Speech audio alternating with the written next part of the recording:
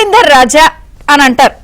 అంటే ఒక విషయాన్ని దాని తీవ్రతని చెప్పాలన్నా, దాని లోతు ఎంత ఉందని చెప్పాలన్నా, లేదా ఒక్కోసారి స్ట్రైట్గా చెప్పాలన్నా, అవతల వాళ్ళకి మనం చెప్పాలనుకున్న సందేశం కానీ చెప్పాలనుకున్న విషయాన్ని కానీ చెప్పేసినా కూడా వాళ్ళకు ఒక్కొక్కసారి అర్థం కాకపోయినా, లేదా అర్థమైనట్టు నటిస్తున్నా, లేదా ఇదే విషయం మీరు అర్థం చేసుకోండి అని చెప్పాలన్నా అర్థమైందా రాజా అని అంటారు. నిజంగా ఆంధ్రప్రదేశ్లో ఇప్పుడు జరుగుతున్నటువంటి రాజకీయ వ్యవహారం కానీ లేకపోతే సీరియస్ పాలిటిక్స్ ఈ విషయాన్ని సూచిస్తోంది. వివరాల్లోకి వెళితే ఏపీలో యువ రక్తానికి బ్రాండ్ అంబాసిడర్గా ఎవరు అంటే ఖచ్చితంగా మంత్రి నారా లోకేష్ అని చెప్పడంలో ఎటువంటి సందేహం లేదు. అవమానాల్ని చక్కగా ఆభరణంగా మార్చుకున్నారు, తానేంటో ప్రూవ్ చేసుకున్నారు. ఎన్నో విషయాల్లో ఒక విజన్, ఒక ప్లానింగ్, ఒక పద్ధతి ఎలా ఉంటుంది అనేది నారా లోకేష్ ఇప్పటికే ప్రూవ్ చేశారు. అది పాదయాత్ర విషయంలో అవని, ప్రజల్లోకి వెళ్ళడం అవని, ఆఖరికి కూటమి అధికారంలోకి వచ్చిన తర్వాత వ్యవహరిస్తున్న తీరుతెన్నులు కానీ స్పందిస్తున్న అంశాలు కానీ క్లియర్ కట్గా ఒక విజన్, ఒక ప్లానింగ్, ఒక పద్ధతి క్లియర్ కట్గా తనను తాను ఆవిష్కరించుకుంటూ ముందుకు వెళ్తున్నారు.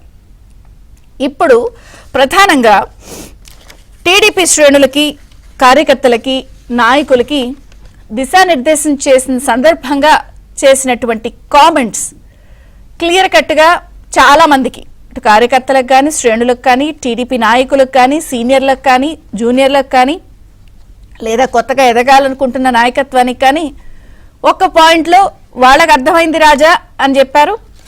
అలాగే టీడీపీ కూటమిలో భాగంగా జనసేన కానీ, బీజేపీ ఎమ్మెల్యేలు ఉన్నటువంటి ఇతర నియోజకవర్గాల్లో సమన్వయం లోపం వద్దు, కలిసికట్టుగా వెళ్ళాలి అని చెప్పిన అంశాలు ఇటు ఈ పార్టీతో పాటు ఆ పార్టీకి చెప్పిన వ్యవహారం కూడా అర్థమైందా రాజా అని అన్నట్టుంది. అలాగే అభివృద్ధి, సంక్షేమం రెండు జోడెద్దుల్లాగా రాష్ట్రానికి 10 నెలల్లో 8 లక్షల కోట్ల రూపాయల పెట్టుబడులు తీసుకొచ్చి ప్రధానంగా బ్రాండ్ ఏపీని బిల్డ్ చేస్తూ వైజాగ్ని మరింత ఫైనాన్షియల్ పరంగా దూసుకు వెళ్లే విధంగా చేసినటువంటి అంశాలని ప్రజలకు అర్థమైందా రాజా అని చెప్పిన అంశం అన్ని క్లియర్ కట్గా చూస్తే ఒక ప్లానింగ్, ఒక విజన్, ఒక పద్ధతి సమన్వయం చేసుకుంటూ ఎలా వెళ్ళాలి అనేది ఒక బెంచ్ మార్క్ క్రియేట్ చేస్తున్నారు. నిన్న కూడా మనం చూసాం, అనకాపల్లి అచ్యుతాపురం రహదారి విస్తరణ సందర్భంగా శిలాఫలకాన్ని ఆవిష్కరించిన సందర్భంగా రాష్ట్రంలో తాము అమలు చేస్తున్న అంశాలు కానీ, నెరవేర్చిన హామీల విషయంలో కానీ క్లియర్ కట్గా కొన్ని చెప్పారు. 9 నెలల్లో 177 హామీలు మేనిఫెస్టో పరంగా ఇస్తే 55 అమలు చేశాము, 49 పాక్షికంగా అమలు చేశాము, మిగిలిన చేయాల్సినవి ఉన్నాయి. ఇక పెట్టుబడుల విషయంలో కానీ, అలాగే కనిగిరిలో కూడా రేపు సిబిజీ ప్లాంట్కు తొలి అడుగు పడుతోంది. సో ఇది కూడా చాలా పెద్ద వ్యవహారం. వీటితో పాటు నిన్న ఎలమంచల్లో ఈ అంశాలన్నింటినీ కూడా ఎలమంచల్ నియోజకవర్గంలో భాగంగా కార్యకర్తలు, నేతలతో మాట్లాడుతూ జూన్ నుండి కూటమి ప్రభుత్వానికి సంబంధించినటువంటి విజయాల్ని ప్రజల్లోకి తీసుకువెళ్లాలని, ప్రతి నాయకులు క్షేత్రస్థాయిలో ప్రజలతో మమేకం అవ్వాలని చెప్తూనే అందరికీ న్యాయం చేస్తాము, భిన్నాభిప్రాయాలున్నా కూడా కలిసికట్టుగానే ఉండాలి, కార్యకర్తలకి అగ్రతాంబూలం వేస్తాము, మే నెలలో కడపలో మహానాడు నిర్వహించబోతున్నాము అని ఇంకొక అంశాన్ని కూడా చెప్పిన నేపథ్యంలో అటు రాయలసీమ శ్రేణులకు కూడా సో చాలా గట్టి మెసేజ్ ఇచ్చినట్టు అయిపోయింది. మీరేం భయపడద్దు, అక్కడే మహానాడు పెడుతున్నాము అన్న విషయాన్ని. అలాగే పూర్తి స్థాయిలో అన్ని విషయాల్ని ప్రస్తావించారు. అంటే పార్టీ కోసం చేయాల్సిన పనులన్నీ చెప్తూనే ఏ పని ఎలా చేయాలి, ఎవరితో ఎలా మేనేజ్ చేయాలి విడమర్చి చెప్పారు.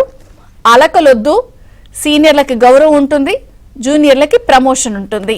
ఇది చాలా లోతైన కామెంట్. అలాగే పని చేస్తే ఖచ్చితంగా పదవులు వస్తాయి, ప్రదర్శనలు చేస్తే చుట్టూ తిరిగితే రావు అన్న అంశాన్ని కూడా చెప్పారు. టోటల్గా ఇంకొక అంశాన్ని ఏంటంటే పార్టీలో మార్పులు ఉండబోతున్నాయా అన్నదే ఇక్కడ ప్రధానమైనటువంటి పాయింట్గా మనకి కనిపిస్తుంది. అంటే ఒక మెచ్యూర్డ్ పొలిటీషియన్, ఒక డైనమిజంగా, ఒక సెల్ఫ్ మేడ్ పీపుల్ స్టార్గా ఉన్నటువంటి నారా లోకేష్ పార్టీలో పనిచేస్తే ఎలా ఉంటుంది, అలాగే ఎదగాలి అన్నప్పుడు ఒక విజన్, ప్లానింగ్ ఉండాలి అన్న అంశాన్ని చెప్తూనే అభివృద్ధి, సంక్షేమంతో ప్రజలకు మెసేజ్ ఇస్తూనే పార్టీలో క్లియర్ కట్గా మార్పులు ఉండబోతున్నాయి అని చెప్పకనే చెప్పేశారా? అదే అర్థమైందా రాజా? Welcome back. విశాఖ నగరాన్ని ప్రపంచ స్థాయి పెట్టుబడుల నగరంగా తీర్చిదిద్దడానికి ఒక గమ్యస్థానంగా చేస్తామని చెప్తూనే విద్యా ఐటీ శాఖ మంత్రి లోకేష్ గారు నిన్న తాజ్ వరుణ్ బేసాన్స్ హోటల్ కి శ్రీకారం చుడుతూనే 500 కోట్ల పెట్టుబడులు పెట్టనున్న వరుణ్ గ్రూప్ అని చెప్పి ఇవన్నీ చెప్తూనే ఇంకా మనం చూసాం అనకాపల్లి అచ్యుతాపురం రహదారి విస్తరణ శిలాఫలకాన్ని ఆవిష్కరించిన తరువాత శ్రేణులు నాయకులతో మాట్లాడిన అంశాలు చేసినటువంటి దిశానిర్దేశం చాలా లోతుగా ఉంది, చాలా తీవ్రత కూడా ఉంది. చాలా విషయాల్ని క్లియర్ కట్ గా చెప్పారు. సీనియర్లకి గౌరవాన్ని అందిస్తూనే జూనియర్లకి ప్రమోషన్ ఉంటుంది, భిన్నాభిప్రాయాలుంటే కలిసికట్టుగా ఉండాలి అని. సో వీటి అర్థం ఏంటి, త్వరలో మార్పులు చేర్పులు ఉండబోతున్నాయా అని చర్చిద్దాం. పొలిటికల్ అనలిస్ట్ రాజేష్ అప్సాని గారు, టీడీపీ నుంచి సీనియర్ ఎమ్మెల్యే బుచ్చి చౌదరి గారు, జనసేన నుంచి కూసింపూడి శ్రీనివాస్ గారు, అందరికీ స్వాగతం అండి. బుచ్చి చౌదరి గారు నమస్తే, బ్రేక్ఫాస్ట్ న్యూస్ కి స్వాగతం. మీతో ప్రారంభిస్తాను. సీనియర్లకి గౌరవం, తర్వాత జూనియర్లకి ప్రమోషన్. మీరే అసలు పార్టీ వైజ్ సీనియర్, ప్రభుత్వంలో ఒక సీనియర్ నాయకులు, అసెంబ్లీలో మీరే సీనియర్. ఏంటి సీనియర్లకు గౌరవం అంటే ఏంటి, దీన్ని మీరు ఎలా అర్థం చేసుకుంటున్నారు, ఎలా చూస్తారు? సీట్ మారుస్తారా ఏమన్నా అసెంబ్లీలో సీనియర్ అంటే? పార్టీ పరంగా జోక్స్ అపార్ట్ అయ్యే ఉండవమ్మా, అవన్నీ కూడా సీనియారిటీ ప్రకారం ఇస్తారు. అసెంబ్లీలో సీట్లు కేటాయింపు వచ్చేటప్పటికి ముఖ్యమంత్రి గారు, ప్రధాన పక్షం, అలాగే మంత్రుల తర్వాత విప్పులు, తర్వాత సీనియర్ లీడర్లు ఎన్నిసార్లు అసెంబ్లీకి వచ్చారు వయసు రీత్యా ముందు వరుసలో ఇస్తారు. తర్వాత ఆర్డర్ ఆఫ్ నంబర్ ప్రకారం సీనియారిటీ ప్రకారం వరుసను ఇచ్చుకొస్తారు. దాంట్లో ఎలాంటి భేదభావాలు లేదు. నేను ఊరికే జోక్ చేశాను, సీనియర్లకు సీట్ మారుస్తారా అంటే. ఇప్పుడు మీకు గౌరవం అంటే ఒక సీనియర్ ఎమ్మెల్యేగా, ఒక సీనియర్ నాయకులుగా మీకు ఏం అర్థమైంది? ఒకటి, పార్టీలో పునరుజ్జీవనం జరుగుతూ ఉంది. దాంట్లో పాత కొత్తల మేలు కలయిగా ప్రభుత్వం ఏర్పాటు అవ్వాలి. పార్టీలో కూడా అన్ని మార్పులు వస్తూ ఉంటాయి. మా తరం నుంచి యువతరం దాకా వస్తూ ఉన్నాం. పాత తరం యొక్క అనుభవాలు, వారి యొక్క నాయకత్వ లక్షణాలు కూడా పొందుపుచ్చుకుంటూ యువతరానికి మార్గదర్శకత్వం వహించాల్సిన పరిస్థితి మాబోటి వాళ్ళకు ఉంటుంది. అలాగే యువతరం కూడా ఆదర్శవంతమైన విధానాలతో, రామారావు గారు ఏ పార్టీ సిద్ధాంతాలతో పార్టీ పెట్టారు, ఆ సిద్ధాంతాలకు కట్టుబడి ఒక ప్రతి పార్టీకి కొన్ని సిద్ధాంతాలు ఉంటాయి. ప్రతిపక్షమైనా అధికార పక్షమైనా ఏ పార్టీ అయినా సిద్ధాంతాలకు కట్టుబడి క్రమశిక్షణతో ముందుకు సాగడం ప్రజల సంక్షేమం కోసం. రాజకీయం అనేది ప్రజా సంక్షేమం కోసం, వ్యక్తిగత స్వార్థం కోసం వ్యక్తిగత ప్రయోజనాల కోసం కాదనేది నమ్మిన వాళ్ళలో నేను ఒకడిని. ఆ విధంగానే ఉండాలని యువతరానికి కూడా ఏదో హడావుడిగా ఇప్పుడు మనీ ప్రభావం వచ్చేసింది. దేశంలోనూ రాష్ట్రంలోనూ అన్ని చోట్ల కూడా మనీ ప్రభావం వచ్చింది. దానికి అతీతంగా సేవ చేయాల్సిన అవసరం మనకుంది. ప్రజలు మనకు ఒకసారి అవకాశం ఇచ్చారు. అవకాశాన్ని సద్వినియోగం చేసుకుంటూ ప్రజా సంక్షేమం కోసం, పేదరిక నిర్వహణ కోసం మనం కష్టపడి పనాలు చేయాల్సిన అవసరం ఉంది. ఏదో వచ్చింది 5 సార్లకు వచ్చాం, గాల్లో పోదాం అంటే కాదు. ఒక దృఢమైన నాయకత్వం కనుక ఎప్పుడైతే ఉంటే ఒకసారి కాదు 4 సార్లు ప్రజలు 5 సార్లు ఆశీర్వదిస్తారు. అది ప్రజలు తీరుస్తున్న తీర్పులు. అందువలన కొత్త తరానికి కూడా మూలలోలుగా ఉండాలి. నిన్న లోకేష్ గారు మాట్లాడింది కూడా యువతరానికి అవకాశాలు ఇస్తాం, యువతరం పాత తరం యొక్క అనుభవాన్ని కూడా స్వీకరిస్తాం, వారి మార్గదర్శనంలో నడుస్తామనే భావన వారు చెప్పడం జరిగింది. ఇవాళ కొత్త తరానికి ట్రైనింగ్ ఇవ్వాలి. మేము ఎమ్మెల్యేలుగా అయిన కొత్తలో రామారావు గారు మా అందరికీ ట్రైనింగ్ ఇప్పించేవారు. ఆ తర్వాత మా చేత కొంతమందికి ట్రైనింగ్ ఇప్పించేవారు. నేను కానీ కేసీఆర్ కానీ మేమంతా పాఠాలు చెప్పి కొంతమంది నాయకులు తయారు చేసిన రోజులు ఉన్నాయి. ఆ విధంగా కొత్త తరానికి ఏంటి, ఎలా వెళ్ళాలి, ముందుకు రావాలి. కాకపోతే ఒకటి నేను గమనించింది, ఈ మధ్యకాలంలో అసెంబ్లీలోకి నవతరం వచ్చింది, మహిళలు వచ్చారు. Excellent work they are doing. I'm appreciating them. మొదటిసారి అసెంబ్లీకి వచ్చిన సమస్యల మీద అవగాహన పెంచుకొని దాన్ని విడమర్చి చెప్పడంలోనూ, దాన్ని ఎలా సార్ట్అవుట్ చేయాలి చెప్పే దాంట్లోనూ ఒక నూతన పోకడలో మహిళలు ప్రధానంగా బాగా చేస్తూ ఉన్నారు. వాళ్ళందరికీ అభినందనలు తెలియజేస్తూ, అలాగే పాత తరాన్ని వదలాల్సిన అవసరం లేదు. పాత తరంలో కూడా నీతివంతంగా పరిపాలన చేసి ప్రజల యొక్క మన్ననలు పొంది ప్రజల్లోనే జీవిస్తున్న వాళ్ళని వదలాల్సిన అవసరం లేదు. పార్టీలో కూడా నేను మొదటి నుంచి ఏం చెబుతానంటే అంచెలంచెలుగా పెరగాల్సిన అవసరం ఉంది. స్కై ల్యాబ్లు కాదు, ఆకాశం చూడిపట్టడం కాదు, ఆయారాములు గయారాములు కాదు. వస్తారు పోతారు అవకాశాలు. అలాంటి వాళ్ళు కాదు మనకు కావాల్సింది. పార్టీ సిద్ధాంతాలకు కట్టుబడి నమ్ముకుంటూ ఆ రోజు నుంచి ఉన్నవాళ్ళు అంచెలంచెలుగా పెరగాలి.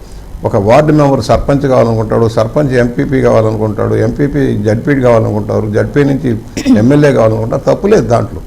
మంత్రులు కావాలని కోరుకుంటారు. కాకపోతే వివిధ సామాజిక వర్గాల వారికి న్యాయం చేస్తూ అవగాహనతో ముందుకు సాగాలి. రాష్ట్ర నాయకులంతా రాష్ట్ర ఆర్థిక పరిస్థితి ఏమిటి, ప్రజా సమస్యలు ఏమిటి, రాష్ట్ర సమస్యలు ఏంటి, దేశం ఎలా పోతుంది, ప్రపంచం ఎలా పోతుంది అన్న అవగాహన పెంచుకోవాల్సిన అవసరం ఉంది.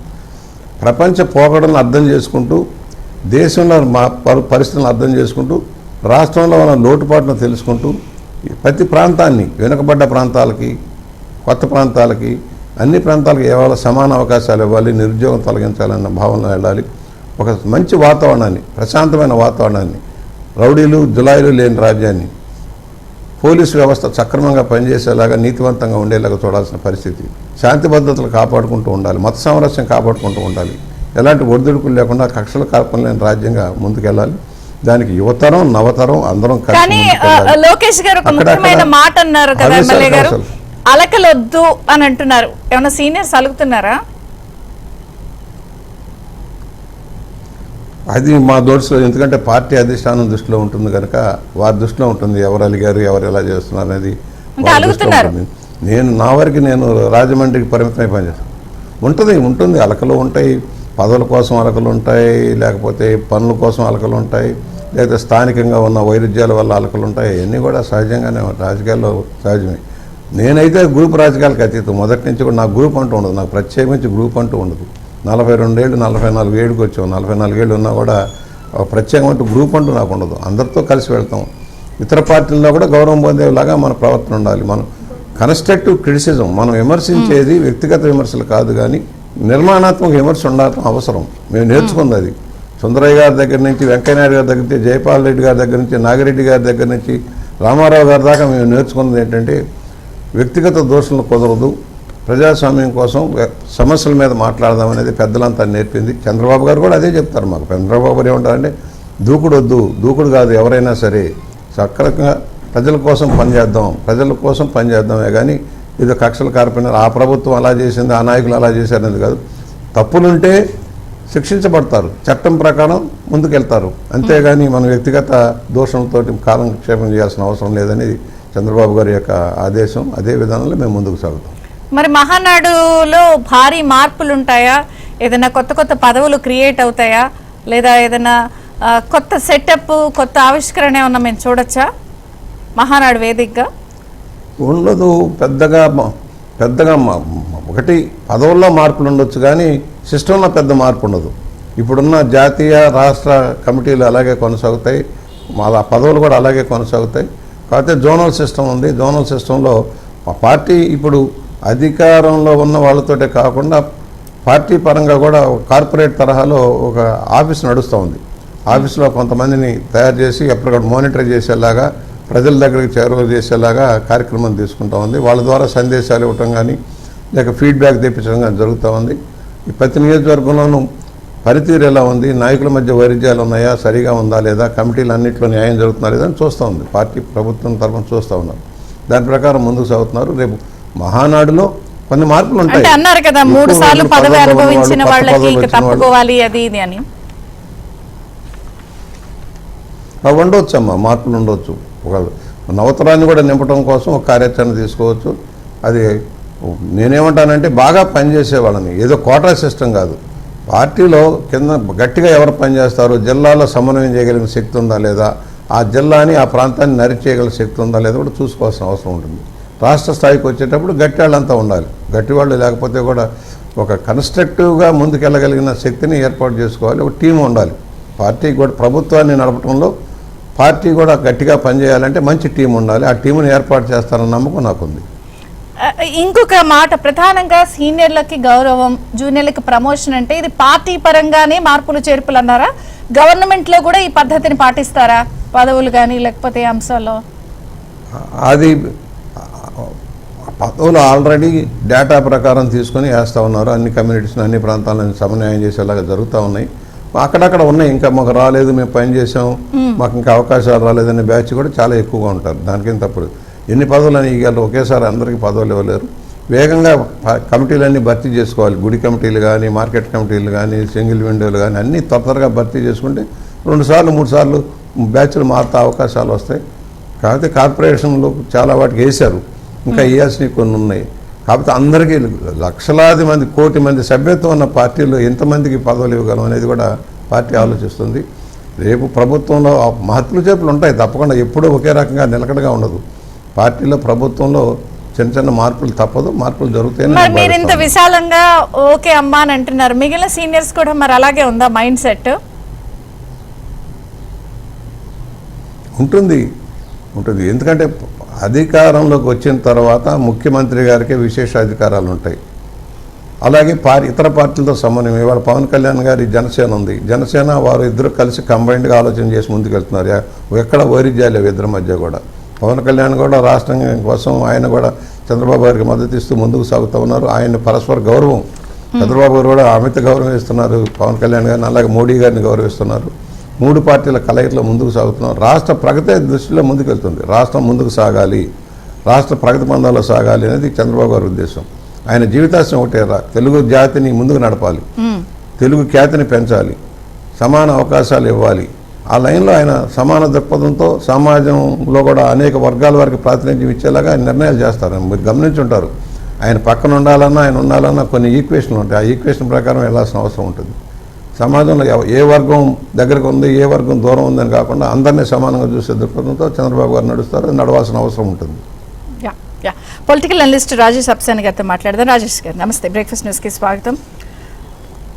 లోకేష్ గారు వైజాగ్ వేదిక ఎలమంచిల్ నియోజకవర్గాల్లో కార్యకర్తలు నాయకులతో భేటీ సందర్భంగా కానీ లేదా మొన్న పార్టీ ఆవిర్భావ దినోత్సవం సందర్భంగా మంగళగిరి కార్యాలయంలో చేసినటువంటి స్టేట్మెంట్స్ కానీ ప్రతి మాటకే ఒక అర్థం ఉంది, ఒక లోతు ఉంది. ఎలా చూస్తారు ఈ వ్యాఖ్యలకున్న అర్థం పరమార్థం ఏంటి? మీకు దీన్ని ఎట్లా చూడాలంటారు? సీనియర్లకు గౌరవం అన్నారు, జూనియర్లకు ప్రమోషన్ అన్నారు, యువ రక్తం నింపాలన్నారు, పోరాట పటిమ మీద మాట్లాడారు, జగన్ మీద చేసిన అంశాలు. సో ఈ 2 రోజుల అంశాలపై కామెంట్స్ మీరు ఎలా చూస్తారు? ముందుగా ప్యానెల్లో ఉన్న పెద్దలు బుచ్చి చౌదరి గారికి, అలాగే కూసంపూడి శ్రీనివాస్ గారికి, ఏబిఎన్ వీక్షకులందరూ కూడా శుభోదయం. నేను చాలా సందర్భాల్లో యూట్యూబ్ వీడియోలో కూడా నేను కూడా ప్రస్తావిస్తూ ఉండేవాడిని. ఎన్టీ రామారావు గారు 1983లో జనవరి 5 మొట్టమొదటి ఎన్నికలు ఎదుర్కొన్న సందర్భంగా ఆ రోజు రాజకీయాలతో సంబంధం లేకున్నా సామాజిక స్పృహ, సమాజానికి ఏదైనా చేయాలనే తాపత్రయం, చదువుకున్న వాళ్ళు, పెద్ద రాజకీయ వారసత్వాలకు ప్రాధాన్యత ఇవ్వకుండా, కులాల గురించి లేకపోతే వీళ్ళు పెద్ద కోటీశ్వర్లో ఉన్నా కానీ దాన్ని పరిగణలోకి తీసుకోకుండా ఒక కొత్త తరానికి అవకాశం కల్పించారు. అటువంటి ఆ రోజు అవకాశం దక్కించుకున్న వాళ్ళలో ఇప్పటికీ మొన్న జరిగిన 2024 ఎన్నికల్లో కూడా ఎన్నికల క్షేత్రంలో పోటీ చేస్తూ ఉన్నది గోరంట్ల బుచ్చి చౌదరి గారు, అయ్యన్న పాత్రుడు గారు. ఇప్పటి వరకు జరిగిన 10 ఎన్నికల్లో అసెంబ్లీకి పోటీ చేసిన ఏకైక నాయకుడు అయితే గోరంట్ల బుచ్చి చౌదరి గారు. అయ్యన్న పాత్రుడు గారు మధ్యలో ఒకసారి పార్లమెంట్ కంటెస్ట్ చేశారు.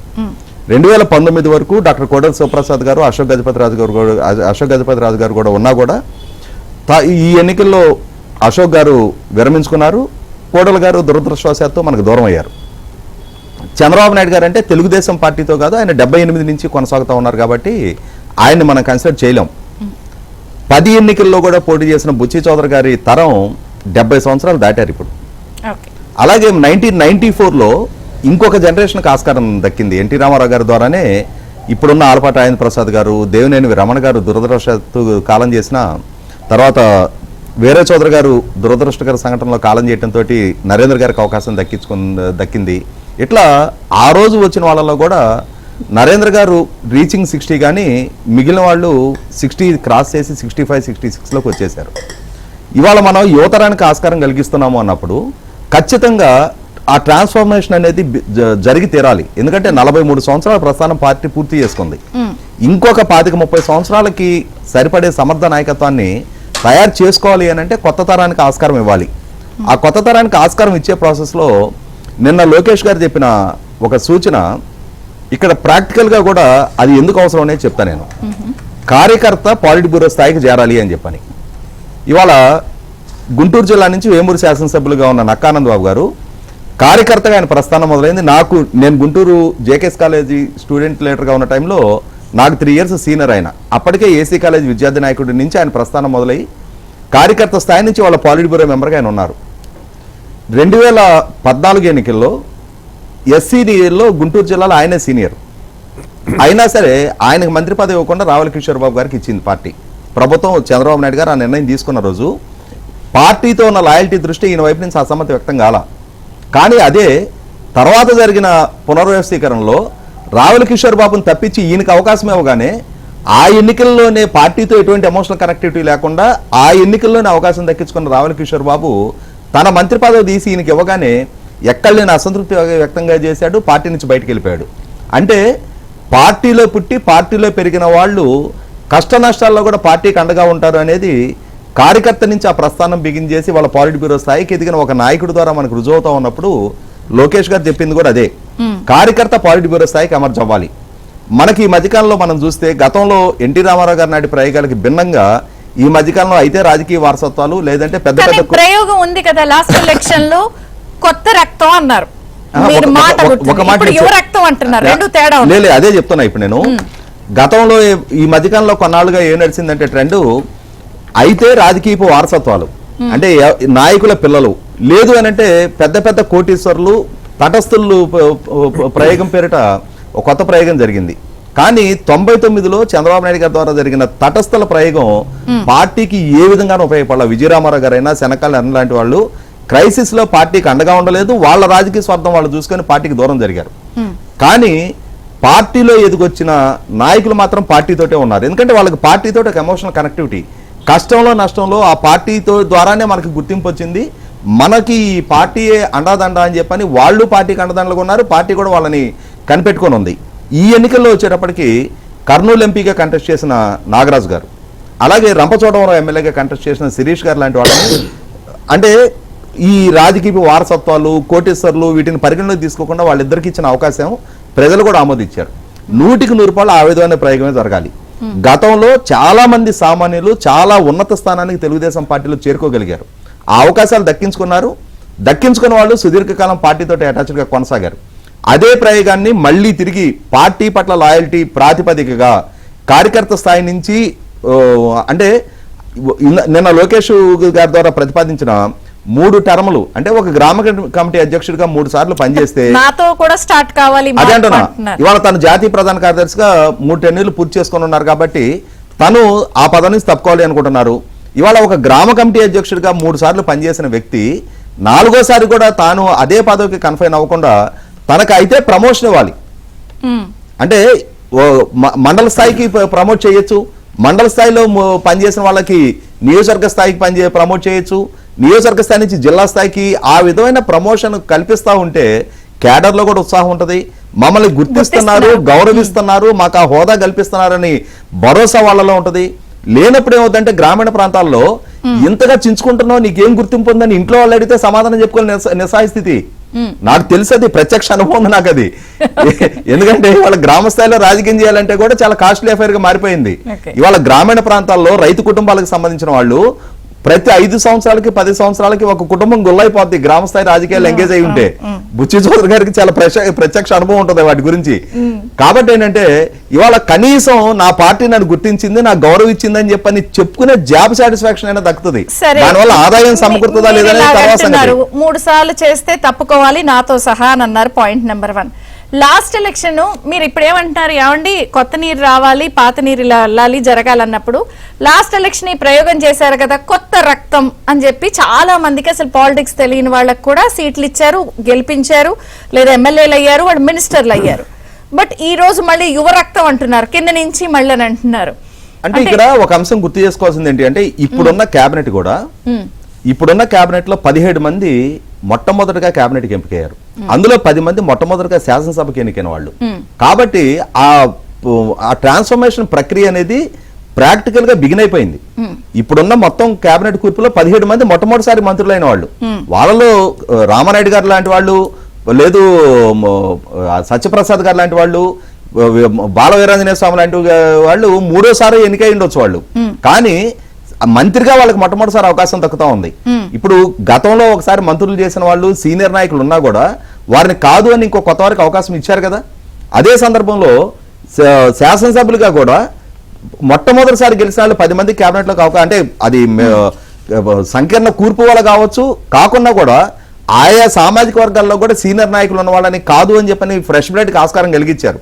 ఎన్టీ రామారావు గారు ఏ ప్రయోగం చేశారు ఆ రోజున 1983లో అదే ప్రయోగం దాదాపుగా 4 దశాబ్దాల తర్వాత సఫలీకృతంగా చేయగలిగారు, ఒక సాహసోపేతమైన నిర్ణయం తీసుకోగలిగారు. ఈ సందర్భంలో డెఫినెట్ గా సీనియర్లకి కొంత మమ్మల్ని ఇన్ని సంవత్సరాలు ఇన్ని దశాబ్దాలుగా పార్టీలో కొనసాగుతా ఉన్నప్పుడు మమ్మల్ని పరిగణలోకి తీసుకోలేదని అసంతృప్తి వ్యక్తం కావటం సహజం. అది ఇప్పుడు బుచ్చి చౌదరి గారు లాంటి 7-8 సార్లు ఉండవమ్మా అన్నారు. సహజంగా ఏమనిపిస్తుంది అంటే మాలాంటి వాళ్ళని పక్క నుండి పొడుస్తూ ఉంటాం, ఏంటండి ఇంత సీనియర్లు మిమ్మల్ని పరిగణలోకి తీసుకోలేదని ఇప్పుడు ఆయనకి లేకున్నా అంటే ఇప్పుడు మొగుడు కొట్టిన దానికన్నా తోడుకోటలు చూసి నవ్విందన్నట్టుగా నవ్విన దానికి ఇబ్బంది అని ఇప్పుడు ఆయనకి ఆ ఫీలింగ్ లేకపోతే పక్కన వాళ్ళని పొడుస్తూ ఉంటాం కదా, ఏంటండి మీ నాయకత్వం మిమ్మల్ని పరిగణలోకి తీసుకోలేదు, మీకంటే జూనియర్లకు ఇస్తా ఉన్నారు ఉన్నా కూడా అది స్థితప్రజ్ఞత ప్రదర్శించి పార్టీలో జరుగుతున్న మార్పు చేర్పులను అర్థం చేసుకునే నాయకులు ఇన్ని సంవత్సరాల పాటు పార్టీతో అటాచ్డ్ గా ఉన్న నేపథ్యంలో ఆ ఫీలింగ్ ను కూడా అధిగమిస్తారు వాళ్ళు. ఇక్కడ ఒక పాయింట్ సార్ బుచ్చి గారు, ఇప్పుడు నియోజకవర్గాల్లో ప్రమోషన్లు లేకపోతే నెక్స్ట్ లెవెల్ అంటున్నప్పుడు కొత్త రక్తాన్ని లేదా కొత్త ఎమ్మెల్యేలని లేదా కొత్త నెక్స్ట్ లెవెల్కి తీసుకువెళ్ళడానికి ఈ జూనియర్లని సీనియర్లు తప్పుకుంటారా లేదా వాళ్ళకి తయారు చేయడానికి సహకరిస్తారా? జరిగింది కదా ఇప్పుడు మొన్న ఎలక్షన్లో 2019లో కొంత జరిగింది, 2024 ఎలక్షన్లో చాలా మార్పు జరిగింది. బట్ ఇప్పుడు మళ్ళీ నొక్కి చెప్తున్నారు అంటే ఈసారి సీనియర్లు అందరికీ నెక్స్ట్ టైం తప్పుకుంటారా జూనియర్లకి ఆ ప్లేసెస్ టికెట్లకి? పార్టీ నిర్ణయిస్తుంది కదా, ఇవాళ సీట్లు ఇచ్చేటప్పుడు పార్టీ అధ్యక్షులు వారు నిర్ణయిస్తారు ఎక్కువగాను. జనరల్గా ప్రాంతీయ పార్టీల్లో అధినాయకత్వాన్ని పెత్తనం ఉంటుంది, మర్చిపోకండి. ఎవరన్నా ఒక ఒపీనియన్ తీసుకుంటారు, కొంత సలహాలు తీసుకున్నా కూడా అధిష్టానం నిర్ణయం శిరోధార్యం అవుతుంది కనుక ఆ పార్టీ అధ్యక్షుడు ఏం చెప్తే దాన్ని ఫాలో అయిపోతారు. అక్కడక్కడ మర్మరింగ్ ఉంటుంది, రాని వాళ్ళు. ఇప్పుడు మొన్న ఎలక్షన్లో చాలా సీట్లు సర్దుబాటు చేయాల్సి వచ్చింది, చాలా వరకు సర్దుకున్నారు. చాలా అనేక మంది త్యాగాలు చేశారు, మర్చిపోకండి. చాలా 5 సంవత్సరాలు పార్టీ కోసం కష్టపడి మా అందరితో పాటు పనిచేసి వారికి అవకాశాలు రాక ఆగిపోయిన వాళ్ళు ఉన్నారు. వాళ్ళకి ప్రత్యామ్నాయంగా ఏర్పాట్లు చేస్తానని ముఖ్యమంత్రి గారు చెప్పారు, లోకేష్ గారు చెప్పారు. ఆ విధంగా వారికి న్యాయం జరగాల్సిన అవసరం ఉంటుంది. At the same time youngsters చాలా మంది వచ్చారు, ఇంకా వస్తారు. కాకపోతే నేను ఏమంటానంటే పచ్చి అవకాశ రాజకీయవాదులను చేర్చుకోవడం, వాళ్ళకి అవకాశాలు కల్పించడం సరైనది కాదనేది నా దృఢమైన అభిప్రాయం మొదటి నుంచి కూడా. పార్టీలో అంతర్గతంగా ఉన్న వాళ్ళని అవకాశాలు ఇవ్వండి. ఇవాళ పార్టీ ఎవరో వస్తారు, చాలామందిని చూశాను ఇన్ని సంవత్సరాల చరిత్రలో. వస్తారు, మంత్రులు అవుతారు, ఎంపీలు అవుతారు, రాజ్యసభకి వెళ్తారు, కేంద్రానికి వెళ్తారు, పార్టీలు మారిపోతూ ఉంటారు. మొన్న ఎలక్షన్ ముందు 19 దాకా 24 ఎలక్షన్ దాకా అవతల పార్టీలో ఉన్న వాళ్ళు వచ్చేసి వాళ్ళు మేమే సీనియర్లు అని మాట్లాడే పరిస్థితి చూస్తుంటే కొంచెం బాధేస్తుంది. ఎందుకు వచ్చారు? ఈ పార్టీలో అనుభవించి అవతల పార్టీలోకి వెళ్ళి ఆ పార్టీ ఓడిపోయిన తర్వాత మళ్ళా వచ్చి మేమే నాయకులు అనే బ్యాచ్ ఉన్నారు. మరి చెప్పారా ఈ విషయాలన్నీ చంద్రబాబు గారికి, లోకేష్ గారు చెప్పారా? నేను నాది ఓపెన్ మైండ్, చంద్రిక గారు నాది ఓపెన్ మైండ్. ఐ నెవర్ ఏదో దాచుకునే మనిషిని కాదు, నిర్మమాటంగానే చెబుతాము, మాట్లాడతాము. జరుగుతున్నాయి, ఇదివరకు నేను మాట్లాడాను, ఓపెన్గానే మాట్లాడాను, తప్పులు జరుగుతున్నాయి అన్నాను. దాని నష్టం మేము చూసాం, 19లో నష్టం జరిగింది, మరలా జరగకూడదని మనం భావిస్తా ఉన్నాం. ఇవాళ అధికారంలోకి వచ్చాక చీమల బార్లాగా వస్తారమ్మా, ఎక్కడ బెల్లం ఉంటే అక్కడ చీమలు చేరినట్టుగా వస్తారు. మరలా అధికారం పోతే ఒక్కడిగా అంటాడు. మళ్ళా ఎంతమంది పనిచేశారు 24 దాకా ఎంతమంది బయటకు వచ్చారు? ఎక్కడున్నారు వాళ్ళంతా? ఎందుకు పారిపోయారు? ఓకే, ఆనాడు రాక్షస పరిపాలన ఉంది, ధైర్యంగా పనిచేయాలి కదా, ఫైట్ చేయాలి కదా. మళ్ళా చంద్రబాబు గారు పాదయాత్ర, లోకేష్ గారు పాదయాత్ర చేసేదాకా జనం బయటకు రాలే, భయపడతా ఉన్నారు. అసెంబ్లీలో కానీ బయట కానీ మాట్లాడాలంటే. మరి నేనేమంటానంటే అలాంటి అవకాశవాదులకి వస్తే రానియండి, అంతవరకు ఎక్కడున్నారో అక్కడ ఉంచండి, ఎక్కడ ఉంచాలో అక్కడ ఉంచండి, పదవులు ఇవ్వద్దు. ఎందుకు ఇవ్వాలి? నువ్వు 10 సార్లు పార్టీలు మారేవాళ్ళు, అవకాశాల కోసం పోయేవాళ్ళని ఎందుకు పదవులు ఇవ్వాలి? ఏం లేరా? అదే సామాజిక వర్గాల వారు పార్టీలో ఉన్నారు, అంతర్గతంగా పనిచేసేవాళ్ళు బాగా సమర్థులు ఉన్నారు. అవకాశాలు ఇస్తే రాణించగలిగిన వాళ్ళు చాలా మంది ఉన్నారు పార్టీలో, వాళ్ళకి అవకాశం. జనసేన నుంచి కూసింపూడి శ్రీనివాస్ గారు ఉన్నారు. నమస్తే అండి, బ్రేక్ఫాస్ట్ న్యూస్ కి స్వాగతం. ఇప్పుడు లోకేష్ గారు ఇచ్చిన స్టేట్మెంట్ లో అది మీకు కూడా రకరకాలుగా ఉంది. అంటే నేను ఇందాక ఒకే పదాన్ని రకరకాలుగా ఉంటుందని. ఇప్పుడు మీది ఒక డికేడ్ ప్లస్ పార్టీ. సో ఈ డికేడ్ టైంలో ఏమవుతుందంటే మీ అధ్యక్షుడు లేదా డిప్యూటీ సీఎం గారు ఊగిపోతా ఒక స్టైల్ ఉంటుంది ఆయనకి, దాన్ని ఆ కార్యకర్తలు కానీ లీడర్స్ కానీ క్యాచ్ చేస్తారు. ఒక ఏజ్ లాగా ఉంటుంది, అదంతా కొనసాగుతూ ఉంటుంది.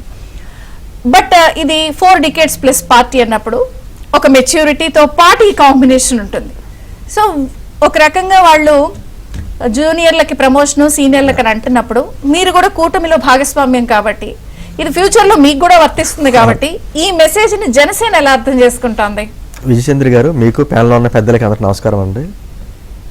ఆ పార్టీ ఈ పార్టీ కాదు. నిన్న లోకేష్ గారి స్పీచ్ విన్న తర్వాత ఆయన మాటల్లో వయసుకు మించినటువంటి పరిణితి కనపడింది, ఉందాతనం కనిపించింది. అంటే చాలా చక్కగా ఆయన ఒక పక్క నుంచి అభివృద్ధి కార్యక్రమాలకి శంకుస్థాపనలు ప్రారంభోత్సవాలు చేసిన తర్వాత వాళ్ళ పార్టీకి సంబంధించిన విషయాలు మాట్లాడుతూ కూడా అనేక విషయాలు మాట్లాడారు ఆయన. అంటే చంద్రబాబు గారు పడ్డటువంటి కష్టాన్ని ఇంకా నేను మర్చిపోలేదు, జైలు జీవితం అదంతా కూడాను. మనకు మంచి రోజులు వచ్చాయి కదా అని చెప్పేసి కష్టకాలాన్ని మర్చిపోకూడదు. అదేవిధంగా కూటమిలో ఉన్నటువంటి పార్టీలో నాయకులు, ఇతర పార్టీ నాయకులు అందరినీ కూడా కలుపుకుని చేసేటువంటి బాధ్యత మన మీద ఉంది. పొత్తు ధర్మాన్ని పాటించవలసిన అవసరం ఉంది. ఖచ్చితంగా అలకలు ఉంటాయి, రకరకాల ఇబ్బందులు ఉంటాయి, కానీ విడాకులు అనేది మాత్రం అవుట్ ఆఫ్ క్వశ్చన్ అన్నాడు ఆయన. అంటే అది ఎంత లోతైన మాట అంటే, ఖచ్చితంగా ఈ రోజున రాష్ట్రంలో 3 పార్టీలు కలిసి ప్రయాణం చేస్తున్నాయంటే ఒక ప్రత్యేక పరిస్థితుల్లో కూటమి కింద ఏర్పడ్డాం. ఇప్పుడు కూటమి కింద ఏర్పడిన తర్వాత ఖచ్చితంగా ఒక అలకలు, కొన్ని ఇబ్బందులు, పదవులు రాలేదని, షేరింగ్ అని, ఆ పార్టీ వారికి ఎక్కువని, మా పార్టీ వారికి తక్కువని, రకరకాలైనటువంటి ఎన్నో వస్తాయి. బ్రేక్ఫాస్ట్ డిబేట్ లో కూడా లేదండి మాకు అలా ట్రీట్మెంట్ జరుగుతోంది ఆ ఎమ్మెల్యే అని ఓపెన్ అయ్యారు ఈ డిబేట్ లో. ఖచ్చితంగా ఉంటాయి, కానీ మనం అక్కడే స్థితప్రజ్ఞత పాటించవలసిన సందర్భం అదే అంటాను. ఈ మధ్యకాలం నేను ఒక ఆర్టికల్ కూడా రాశాను దాని మీదే, ఆవేశం కాదు మనకు కావాల్సిన ఐకమత్యం అని ఆంధ్రజ్యోతిలో. అంటే ఖచ్చితంగా ఈ రోజున మనం నడిచే నడక ఆ తీరును బట్టే కూడా అవతల ఉన్నటువంటి వాళ్ళు ఆల్రెడీ ఎదురు చూస్తున్నారు. ఇక్కడ ఏదైనా ఉంటే దాన్ని క్యాచ్ చేసుకుంటాము అంతే. అంటే మనలో తప్పులు ఉంటాయి, ఖచ్చితంగా ఇబ్బందులు ఉంటాయి, రకరకాలుగా ఉంటాయి. ఇప్పుడు బుచ్చ చౌదరి గారు నియోజకవర్గం ఆయనే ఉన్నారండి రాజమండ్రిలో, కూటమి సంబంధించినటువంటి ఆయన ఒక ఎమ్మెల్యే అక్కడ. మాకు ఆ నియోజకవర్గానికి సంబంధించిన ఏదైనా మాకు సమస్య మా దృష్టికి వస్తే ఆ సమస్య తీసుకెళ్లి బుచ్చ చౌదరి గారి దృష్టికి తీసుకెళ్ళాలి. అంతేకాని మేము రోడ్డెక్కి పలానా అధికారులకి లేదా పలానా కలెక్టర్ గారికి పలానా వాళ్ళకి చూపించి మేమేదో హైలైట్ అవ్వాలనే ప్రయత్నం మేము చేయకూడదు. అంటే ఈ విషయం అన్ని నియోజకవర్గాలకి వర్తిస్తుంది. ఎందుకంటే నిన్న లోకేష్ గారు కూడా మాట్లాడతా మంగళగిరికి సంబంధించి కూడా నేను మంగళగిరి జనసేన పార్టీ ఇన్ఛార్జితో కూర్చుంటాను, వారానికి ఒకసారి 15 రోజులకు ఒకసారి కూర్చుంటాం. ఏదైనా సమస్య ఉంటే నా దగ్గర తీసుకొస్తారు, ఆ సమస్య వెంటనే పరిష్కారం అవ్వకపోతే మరోసారి కూర్చుంటాం.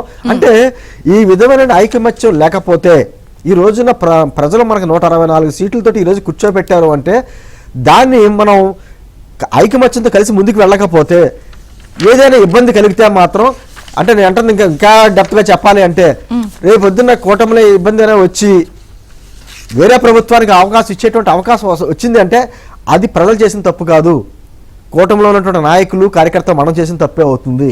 నిన్న మరొక మాట అన్నారు, టీడీపీ ఎమ్మెల్యేలు లేని దగ్గర, ఐదర్ జనసేన బీజేపీ ఎమ్మెల్యేలు ఉన్న దగ్గర భిన్నాభిప్రాయాలు ఉన్నాయి, కలిసికట్టుగా ఉండండి. నేను అంటుంది 164 నియోజకవర్గాల్లో కూడా ఉంటాయి, ఉండకండి ఉండవు. ఇది ఒక సంసారం ఉండే, మంచి చెడు ఉంటాం, మాట అనుకుంటాం, తిట్టుకుంటాం, కొట్టుకుంటాం, మళ్ళీ 4 గోళ్ల మధ్య జరగాల తప్ప అది బయటపడకూడదనేది అంటే ఆ హుందాతనంగా లోకేష్ గారు మాట్లాడిన విధానం గురించి చెప్తున్నాను నేను.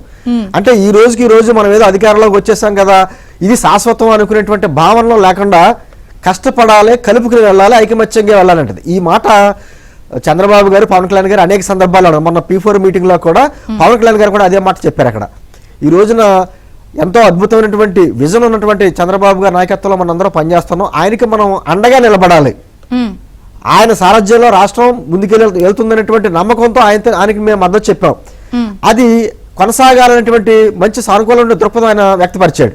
అదేవిధంగా చంద్రబాబు గారు కూడా నేను చేసే ప్రతి పనికి కూడా అండగా రాష్ట్రం గురించి ఆలోచిస్తా, ఇటువంటి వ్యక్తిగత స్వార్థం లేకుండా పవన్ కళ్యాణ్ గారు నాకు అండగా ఉన్నారన్న విషయం చంద్రబాబు గారు చెప్పారు. అంటే సీనియర్ నాయకులు వాళ్ళు. ఒక మాట అండి, ఇప్పుడు నిన్న అన్న దాని ప్రకారం భిన్నాభిప్రాయాలు ఉన్నాయి, వేరే నియోజకవర్గాల్లో టీడీపీ కాకుండా జనసేన బీజేపీ ఎమ్మెల్యేలతో కలిసికట్టుగా ఉండండి, గొడవలొద్దు, కూర్చుని మాట్లాడుకోండి అని అంటున్నారు. అంటే డెఫినెట్ గా ప్యారలల్ సిస్టమ్ ఉంది అని చెప్పారు, ఒక ప్యారలల్ సిస్టమ్ నడుస్తోంది. అయితే మీ పార్టీ కానీ బీజేపీ కానీ టీడీపీ కానీ వ్యక్తిగతంగా చూసినప్పుడు కలిసికట్టుగా చేస్తాం, ప్యారలల్ సిస్టమ్ లేకపోతే ఎవరి పార్టీ వాళ్ళకి సొంత బలం ఎలా అనే కదా వాళ్ళు అడుగుతున్నారు. మరి మీరు ఎలా సమర్థిస్తారు? భిన్నాభిప్రాయాలు ఖచ్చితంగా ఉంటాయి, కానీ భేదాభిప్రాయాలు లేవు. వాళ్ళు అనేది ఏంటంటే ప్యారలల్ సిస్టమ్ కూడా ఉండాలి కదా, సొంత పార్టీకి బలం ఉండదా అంటున్నారు. నేను చెప్పిన మాట అదే అంటున్నాను, భిన్నాభిప్రాయాలు ఉంటాయి తప్ప భేదాభిప్రాయాలు మాత్రం లేవు. రెండింటికి చాలా వ్యత్యాసం ఉంది. ఖచ్చితంగా ఎవరి అభిప్రాయాలు వాళ్ళు చెప్తా ఉంటారు తప్ప వ్యతిరేకించడం వర్గం అనేది లేదు. కానీ అదే సందర్భంలో ఏ పార్టీకి ఆ పార్టీ సంస్థాగతంగా బలపడడానికే చూసుకుంటుందండి. ఇప్పుడు తెలుగుదేశం పార్టీ వారు ఉన్నారు, వారి సభ్యత్వం, వారు కోటి సభ్యత్వంతో వాళ్ళు వెళ్తారు. అలాగే జనసేన పార్టీ మేము క్రియాశీల సభ్యత్వాన్ని మా పార్టీ బలోపేతం మేము చేసుకుంటాం, అది వేరు. పార్టీ సంస్థాగతంగా బలపడడం వేరు, కూటమి ప్రభుత్వానికి అండగా ఉండి కలిసికట్టుగా ప్రయాణం చేయడం వేరు. అంటే ఖచ్చితంగా ఇప్పుడు ఇదే అంటుందండి, అదే కదా అంటున్నారు, ప్యారలల్ సిస్టమ్ ఉండాలి ఎవరికి వాళ్ళకి, ఖచ్చితంగా ఉండాలండి. ఇప్పుడు మరి అలా లేకపోతే అసెంబ్లీ నడుస్తుంది, విచంద్ర గారు అసెంబ్లీ నడుస్తుంది, అసెంబ్లీలో ప్రతిపక్షం లేదు కదా అని చెప్పేసి మా ఇష్టం వచ్చినట్టు మేమే ఏదో డబ్బాలు కొట్టుకుని లేక మేము బదిలీ చేసుకున్నటువంటి కార్యక్రమం అక్కడ చేయట్లేదు కదా.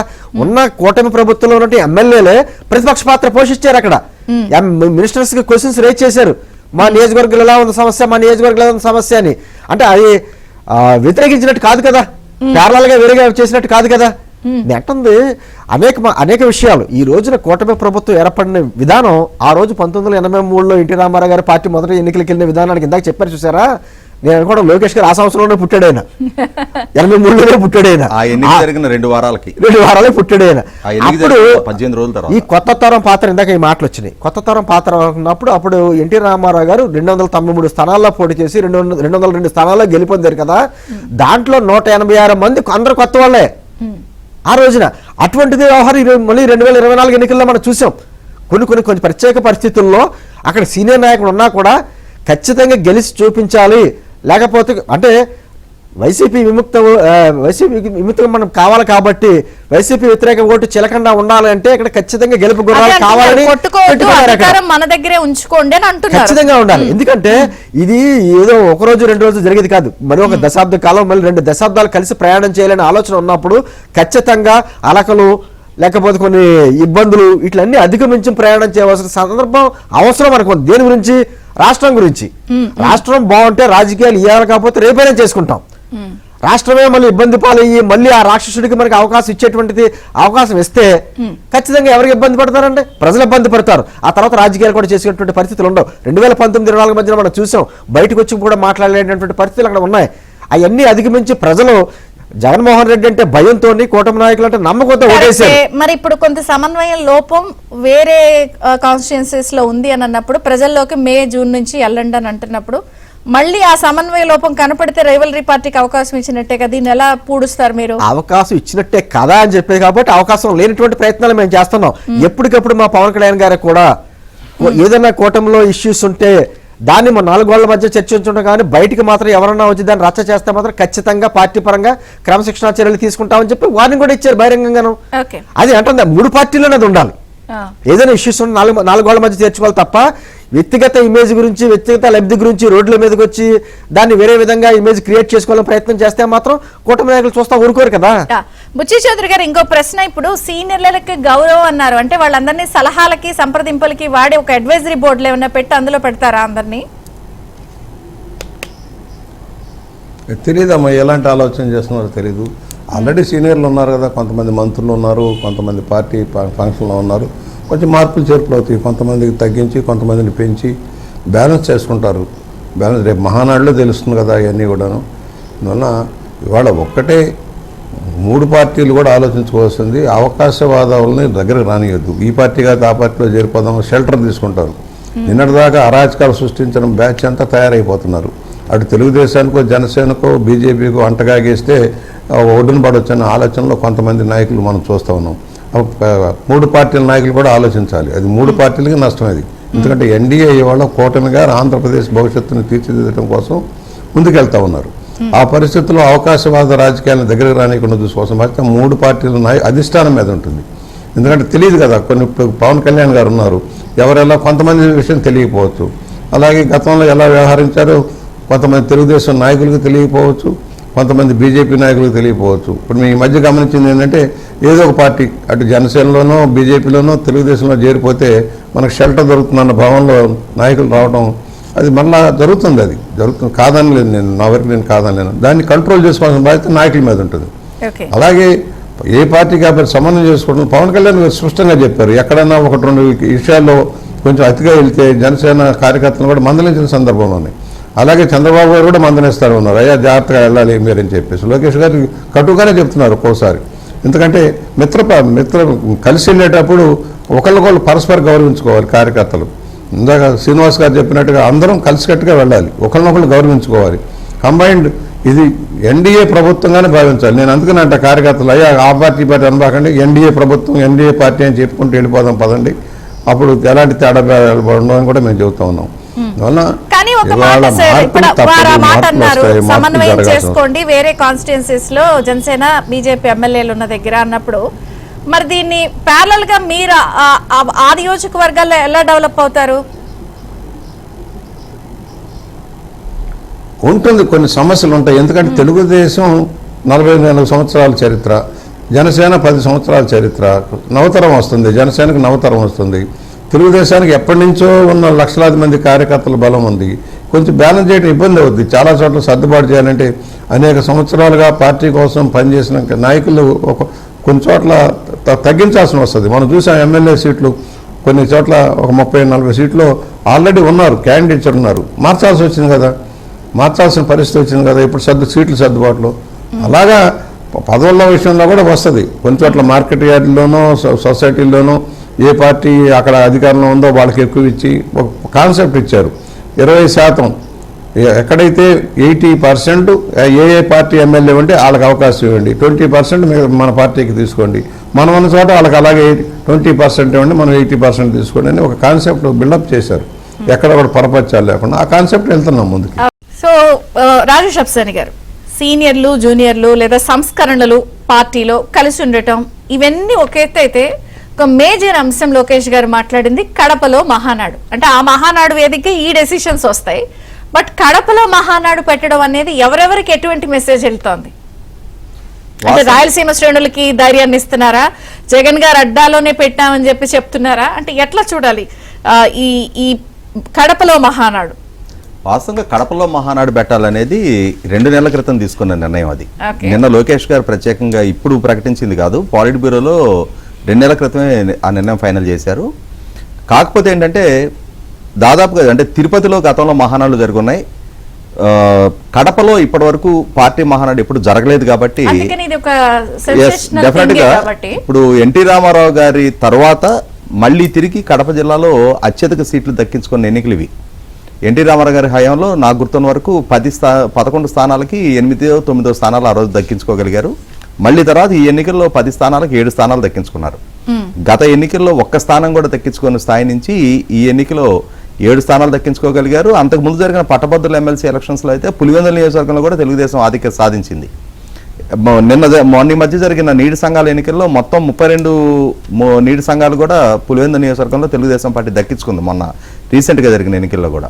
ఇటువంటి పరిస్థితుల్లో ఖచ్చితంగా కడపలో అంటే ఇవాళ రాయలసీమలో 3 అసెంబ్లీ స్థానాలు వైసీపీకి దక్కిన ఏకైక జిల్లా కడప. కర్నూలులో 2, చిత్తూరు 2, అనంతపూర్ 1 సీటు కూడా రాలేదు. కడపలోనే ఒక 3 స్థానాలు దక్కున్నాయి. ప్రతిపక్ష నాయకుడిగా జగన్మోహన్ రెడ్డి గారు అక్కడే ఉన్నారు. కడప ఎంపీ స్థానం కూడా వైసీపీకి దక్కున్న నేపథ్యంలో కడపలో మహానాడు పెట్టడం ద్వారా కడప అభివృద్ధికి కట్టుబడి ఉన్నాము, రాయలసీమ పట్ల మా కన్సర్న్ ఇది, రాయలసీమ నీటిపారుదల ప్రాజెక్టులో మా కన్సర్న్ ఇది. అదే సందర్భంలో కొప్పర్తి ఇండస్ట్రియల్ నోడ్ కూడా కడప జిల్లాలోనే ఉంది. కడప జిల్లా అభివృద్ధి పారిశ్రామికీకరణ పరంగా కానీ నీటిపారుదల రంగాల కేటాయింపుల పరంగా కానీ మా ప్రాధాన్యత ఇది, కడప అభివృద్ధికి మేము కట్టుబడి ఉన్నాము, ఓవరాల్ గా రాయలసీమ పట్ల మా కన్సర్న్ ఇది అని ఆ వ్యక్తీకరణ చేయడం కోసం కడపను ఎంచుకున్నట్టుగా ఉంది. 100% కడప జిల్లాలో అన్నది కాకుండా కూడా మా అడ్డా అనేది 2019 ఎన్నికలతో ముగిసిపోయింది. 2024 ఎన్నికల్లో ఇవాళ 10 స్థానాలకు 7 స్థానాలు తెలుగుదేశం కూటమి దక్కించుకున్న తర్వాత, ఎన్డీఏ కూటమి దక్కించుకున్న తర్వాత అక్కడ జనసేనకి కూడా రైల్వే కోడూరు జనసేనకి కూడా దక్కిన తర్వాత ఇంకా మా అడ్డా అని చెప్పని విరవేయడానికి ఎవరికి ఆస్కారం లేదు. అది ప్రజాస్వామ్యంలో అల్టిమేట్ గా డిసైడింగ్ ఫ్యాక్టర్ ప్రజలు ఇచ్చిన తీర్పు కూటమికి అనుకూలంగా ఇచ్చిన తర్వాత ఇవాళ వీళ్ళదే అడ్డా ఇవాళ అక్కడ. కాబట్టి ఆ అడ్డా కాబట్టే అక్కడ ఒక సవాలు విసిరినట్టుగా మహానాడు కూడా అక్కడే ప్రతిపాదిస్తా ఉన్నారు. ఖచ్చితంగా మనం ఆ కడప శాసనసభ్యురాలు మాధవరెడ్డి గారిని కూడా చాలా తప్పనిసరిగా చెప్పుకుంటారు. ఇందాకే బుచ్చి చౌదరి గారు చెప్పినట్టుగా కొత్తగా మహిళలు వచ్చారు, చాలా విషయ పరిజ్ఞానంతో పోరాట పట్యం ప్రదర్శిస్తున్నారని చెప్పిన అసెంబ్లీలో వాళ్ళ పెర్ఫార్మెన్స్ గురించి కూడా చెప్పారు కదా. ఇవాళ మొట్టమొదటిసారి శాసనసభకి ఎన్నికైనా కూడా ఇవాళ ఆమె పనితీరు కానీ ఆమె వాగ్దాటి కానీ ఈ మధ్యకాలంలో నేను కూడా ఒకసారి కలవటం జరిగింది. చాలా విషయ పరిజ్ఞానంతో ఎక్కడ రాజీ లేని ధోరణి ప్రదర్శించే అటువంటి శాసనసభ్యురాలు ప్రాతినిధ్యం వహిస్తున్న ప్రాంతంలో మహానాడు నిర్వహణ చేయటం ద్వారా 100% ఒక మంచి నిర్ణయం తెలుగుదేశం పార్టీ తీసుకుంది. అలాగే ఆ జిల్లాలో ఇప్పటికే మంచి ఫైటింగ్ స్పిరిట్ తోటి 7 స్థానాలు దక్కించుకున్న శ్రేణుల్లో మరింత మోరల్ బూస్టింగ్ కి కూడా ఈ నిర్ణయం ఉపయోగపడుతుంది. అండ్ ఇదే ప్రశ్న మీకు ఇందాక బుచ్చి గారిని అడిగిన క్వశ్చన్ మీకు కూడా. ఇప్పుడు మేము ఇలా వెళ్తున్నామండి అని అంటున్నప్పుడు టీడీపీ బీజేపీ ఉన్న నియోజకవర్గాల్లో మీరు ప్యారలల్గా ఎలా డెవలప్ అవుదాం అనుకుంటున్నారు? ఇప్పుడు రకరకాల ఇష్యూస్ క్లియర్ కట్గా ఓపెన్ అయ్యాయి కాబట్టి అవతల వాళ్ళు మీకు అంతర్యుద్ధం అని చెప్పి బాంబు వేస్తున్నారు కాబట్టి. లేదు, అంతర్యుద్ధం అని చెప్పేసి బయట వాళ్ళు ఏదో వేస్తున్నారు, కానీ ఎక్కడికెక్కడ ఏమవుతుందంటే అండి, ప్రజలు వీటికి అతీతంగా కూడా ఆలోచిస్తున్నారు. ముందు డెవలప్మెంట్ చూసుకుంటున్నారు. మరి జనసేన నియోజకవర్గం వాళ్ళు తెలుగుదేశం నియోజకవర్గం నన్ను అడిగితే ఎప్పుడు కూడా ఒకటి చెప్తాను, మీ ఎమ్మెల్యే ఎంతమంది అంటే 164 మంది అని చెప్తాను తప్ప మా జనసేన ఎమ్మెల్యే 21 మంది అని చెప్పం. అంటే ఒక విధంగా నాయకులు కలిసికట్టుగా ఎప్పుడైతే వెళ్తున్నారో పొరపచ్చాలు లేకుండా ఖచ్చితంగా కాస్త ఇబ్బందులు ఉన్నా కూడా కింద కేటర్ కూడా వెళ్ళవలసిన పరిస్థితులు ఉంటాయి. కింద వాళ్ళు గ్రౌండ్ లెవెల్లో వేరుంటారు. పైదానికి కింద ఫార్ములా ఎలా అప్లై చేస్తారు? పైదా కింద అని కాదండి, ఖచ్చితంగా ఇప్పుడు ఇంటికి పెద్ద సరిగ్గా తిన్నగా వెళ్తే కింద ఉన్న వాళ్ళు ఖచ్చితంగా ఆటోమేటిక్ గా కొంచెం ఇబ్బందులు అటు ఇటుగా ఉన్నా కూడా కరెక్ట్గా వెళ్తాడు. అదే విధమైనటువంటి ఫార్ములా ఇక్కడ వెళ్తుంది. నియోజకవర్గాల్లో తెలుగుదేశమా జనసేన బీజేపీ అని కాకుండా అక్కడ డెవలప్మెంట్ ఫ్యాక్టర్ ఏదైనా ఇష్యూస్ ఉంటే అక్కడ ఎమ్మెల్యే తోటి ఎమ్మెల్యే గారు స్థానిక ఉన్నటువంటి ఇతర పార్టీ నాయకులతోటి కలిసి వెళ్తున్నటువంటి విధానం చూసారా, అది ఖచ్చితంగా కొన్ని ఇబ్బందులు ఉన్నా కూడా సరి చేసుకుంటూ వెళ్తున్నాం. అదేవిధంగా ప్యారల్గా ఎవరి పార్టీ సంస్థాగతంగా బలపడేలాగా వాళ్ళు ప్రయత్నాలు చేసుకుంటూనే ఉంటారు. ఇందాక పెద్దలు చెప్పినట్టు మేము ఎన్డీఏ ప్రభుత్వం, ఇది ఎన్డీఏ ప్రభుత్వం, కూటమి ప్రభుత్వం, మా ఉన్న ఎమ్మెల్యేలు 164 మంది, ఇదే ఆ ఆలోచనతోటి ప్రజలు కూడా ఉన్నారు. ఎందుకంటే గతం చూశారు, వాళ్ళు గతంలో ఎటువంటి పరిస్థితులు చూశారు. అటువంటి పరిస్థితులు రాకుండా ఉండాలంటే కలిసి ఉండాలనే ఉద్దేశం అందరికీ తెలిసింది. విడిపోతే చెడిపోతాం, కలిసి ఉంటే బలపడతాం అనేటువంటి నినాదం ఖచ్చితంగా అందరికీ తెలుసు. ఎందుకంటే గతంలో విడివిడిగా ఉన్నప్పుడు ఎటువంటి ఇబ్బందులు ఎదుర్కొన్నారో, ఎటువంటి కేసులు పెట్టి అవతల పార్టీ ఇబ్బంది పెడుతున్నప్పుడు ఎటువంటి తలపోట్లు ఇచ్చిందో అన్నీ తెలుసు. కాబట్టి అటువంటి పరిస్థితులు మళ్ళీ రాకుండా ఉండాలి అంటే ఖచ్చితంగా మనలో ఉన్న పొరపచ్చాలన్నీ బయట పక్కన పెట్టి మన రాష్ట్రం గురించి లేకపోతే మన నియోజకవర్గం గురించి ఆఖరికి మన గ్రామం గురించి కూడా ఆలోచించుకున్నటువంటి స్థాయి ఈ రోజున కింద ఉన్నటువంటి కార్యకర్తల్లో కూడా ఉంది. బుచ్చి చౌదరి గారు, ఫైనల్ గా ఒక భారీ సంస్కరణలు జరగబోతున్నాయా?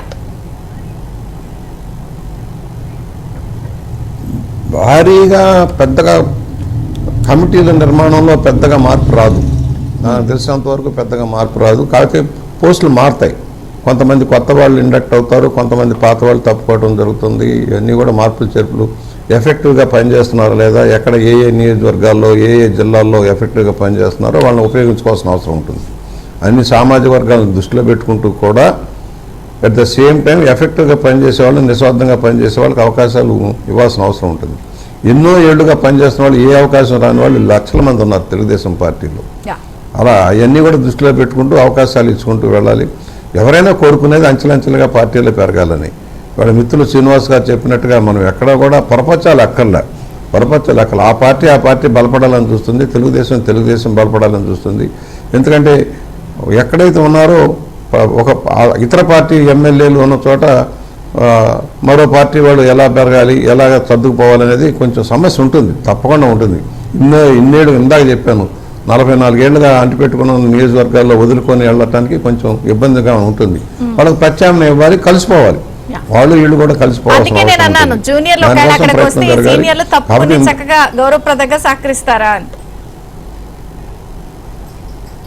ఇస్తారమ్మా, ఇస్తారు. ఎందుకంటే పార్టీ ప్రభుత్వంగా ఇస్తారు.